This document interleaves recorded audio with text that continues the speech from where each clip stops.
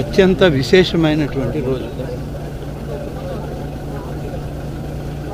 గతంలో సోమేశ్వర స్వామి ఆలయం అన్న కామాక్షి దేవత యొక్క ఆలయానికి రావాలని అనేక మంది భక్తులు వేలాదిగా లక్షలాదిగా ఇక్కడికి తరలి వచ్చేవారు.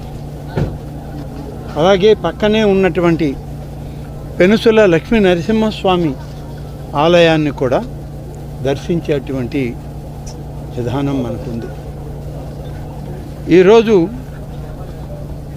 శ్రీ శృంగేరి పీఠాధిపతి అయినటువంటి స్వామివారు ఈరోజు మన జిల్లాకి రావడం, నెల్లూరు జిల్లాలోకి అడుగు పెట్టడమే రాపూరు మండలంలో వెలసి ఉన్నటువంటి పెనుసుల లక్ష్మీ నరసింహస్వామి వారి